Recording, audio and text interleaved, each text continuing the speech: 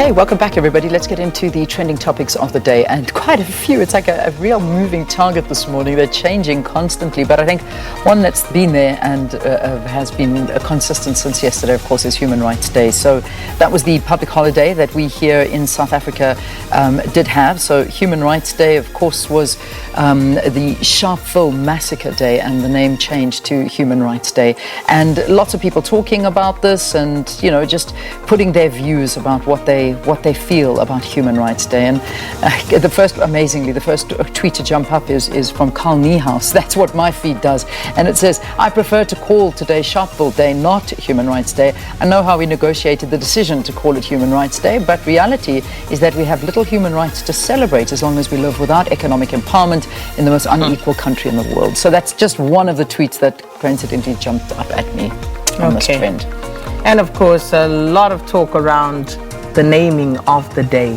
And I think that really stood out yesterday because in the main, people seem to feel that this day should be named Sharpeville Day. Absolutely. Because in terms of Human Rights Day, the United Nations took that from what had happened in South Africa. So almost commemorating with us those atrocities, but looking at human rights across the world in a much broader sphere. However, I don't understand the decision, and we've been talking about this for many years. Let's not get it twisted. That this day should always have been called Sharpeville Day, because it does take away from the importance of the day when you call it Human Rights Day. Okay, so what? Whereas if you say to someone, it is Sharpeville Day, the question would naturally be, so what is Sharpeville? Where is Sharpeville? What happened? You almost have to think about it and say, well, people that don't know won't know. But, you know, in generations to come, they're going to call it Human Rights Day, and that's what it is. We're celebrating our human rights. But when you look into the history of it, and if the name still stands there, that is a day that you will never ever forget, and it should be never forgotten in this country. But the more that you don't use the name, you don't recognize the event that actually took place, the more that it just becomes a distant memory and a nothing event. And it was not. That was a devastating page in our history, and to sort of blight it and change the name completely, I don't understand why we did that. But, you know, human rights, of course it's a human rights, that was a travesty against human rights, but to take the name away, I don't know, it's a big one. So a lot of talk around that on the day. I can understand that. And then the next one, let's just take a look there.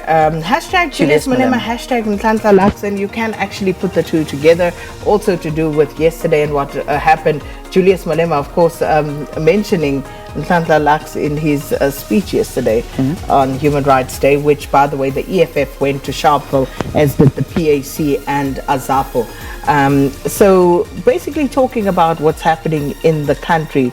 And as you know, Nhlanhla Lux and the Dudula movement, they have been calling for, as they say, for South Africans to be put first, so that South Africans should be enjoying first privilege when it comes to opportunities such as jobs and job creation and that sort of thing. So these are the things that we actually see there. All right. So those are the two trending topics that that we've just spoken through. Let's get into the next one now, and this is Esther Mahlangu. Now, this one just devastated me when I saw this breaking yesterday. I mean, this is a national treasure, South Africans. Esther Mahlangu is somebody that we need to protect with everything we have. She's an 87-year-old icon. And what happened yesterday? Well, police in Mpumalanga confirming that she was basically attacked and robbed in her home, and it happened on Saturday in Siyabuswa near KwaMhlanga, and she was in her home. An undisclosed amount of cash was taken. The firearm that she owned was also taken, and she suffered facial injuries. She was literally beaten and strangled as well at the same time, and she lost her consciousness. I mean, how does this happen? How can this possibly happen? This to woman, a whole Esther Mahlangu. She is world renowned and she is an icon. Where is the protection in this country? this just scares me, and it brings us to the next interview that's going to be had here on the program, again talking about policing. And this is just an absolute coincidence that we have this interview. But indeed. Eldred de Klerk will talk about policing issues in the country, some of what's been happening. Well, it happens. And it makes me cold. Unfortunately, this is the lived reality of most South Africans, unfortunately. It is devastating. So that's the trending topic. Then you'll see it, and it's devastating and infuriating, to say the least. The final one, of course, the Cricket World Cup 2022. So South Africa was playing Australia, and the bad news is, Australia. They were the only unbeaten, the two unbeaten teams. So top of the table clash there between the two. But the South African girls played well enough to be able to afford this loss. They really, really did, and they have been amazing. But we just saw them now losing, unfortunately, to Australia. So that's what the trending topics are. So there we go. That wraps up the trending topics for this morning here on the program. We have got a question for you as well. We'll put it up in a little bit, but perhaps we can talk you through it. So one of the things we're seeing happening today is that the e-hailing services, when we talk e-hailing, we're talking the likes of Uber and Bolt and those kind of things that you call on your phone and they come, and they have gone on strike, and they're talking about security issues and maintenance, and they also want the industry to be a lot more regulated, which it isn't at this point in time. So we are asking you your views on e-hailing services and what your experience has been with Uber and Bolt, or whatever it may be, whatever the case may be.